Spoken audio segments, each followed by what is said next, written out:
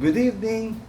Hi everyone. Again, this is Richard Solomon of my YouTube channel Cha and my narratives, The Stroke Survivor. well, this would just be a short vlog. This is actually my reaction, my 2 cents of the possible of at least a couple of reasons why Merck, the one who developed or created ivermectin in the 80s, is refuting the image now of ivermectin being um, when they said they do not that ivermectin doesn't have a therapeutic efficacy against COVID-19. So um, coming from the one of the big pharma, I will define later who are the big, or tell you who are the big pharma that they call now. Okay, it's actually an association of the literally big pharmaceutical companies in the world today. Okay, so a little background. In the 1970s, Dr. Omura discovered a soil-dwelling bacteria in Japan that actually kills uh, parasites. Okay, and when he discovered that, he sent that soil-dwelling bacteria to Dr. Campbell in the United States. And Dr. Campbell happens to be with the company, pharmaceutical company Merck. And so, to cut the story short, Dr. Campbell with Merck created and developed from this bacteria ivermectin, which in the 80s, when it was launched by Merck in the brand name Mectizan, it was launched and it was approved by FDA as an anti-parasitic drug, anthelmintics, anti-nematode. So for humans and animals alike, in human and animal grade, as anti-parasitic drug. So it was both approved in the FDA, US FDA. Okay, so and in 2015, again to cut it short, Dr. Campbell and Dr. Omura, together with I think a certain Chinese or Taiwanese doctor also, they won a Nobel Prize in 2015 for this ivermectin's achievement in the history of medicine, because there was a time in the 80s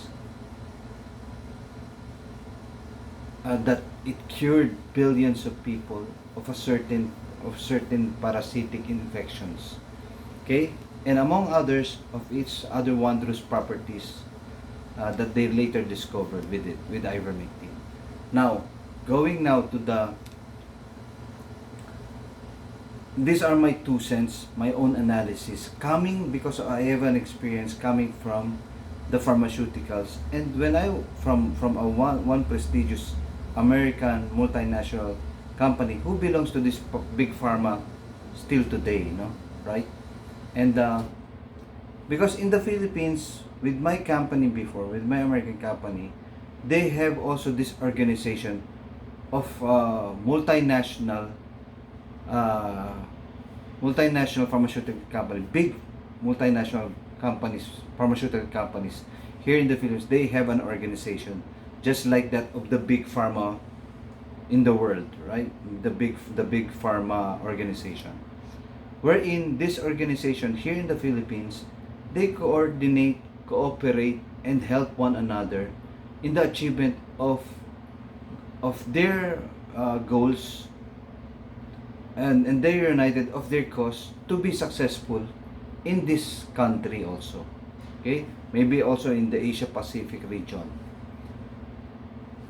Being so, the Big Pharma also has the same objective with their and cooperation with whatever objectives they have. Just like now, they've launched vaccines like Pfizer, which belongs to the Big Pharma, among others. So they also have this organization, coordination, cooperation, and unity of whatever objectives they have with the vaccines. So now I would go to my analysis, my 2 cents on the two or a couple of reasons why Merck, the creator, the developer of Ivermectin, which they call then as Mectizan, or just Ivermectin alone, why they, the developer of this, is also the one destroying the image of Ivermectin now, of its efficacy, saying Ivermectin has no therapeutic efficacy against COVID. So why is that? Why is that? You're the developer of Ivermectin and you are the one destroying the image of Ivermectin now having efficacy against COVID. You know the reasons why? Now these are my analysis. There's 2 reasons. Number 1 is because, as I've said, Merck is a member of the Big Pharma. He's one of the elite members of the Big Pharma, the company Merck. So, can you see the logic behind?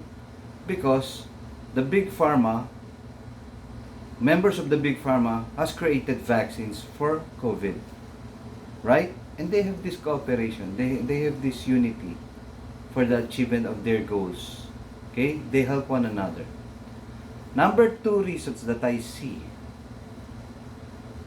is because Merck would be launching its new promising oral drug that has a big potential in against COVID-19 or SARS COVID, which is what?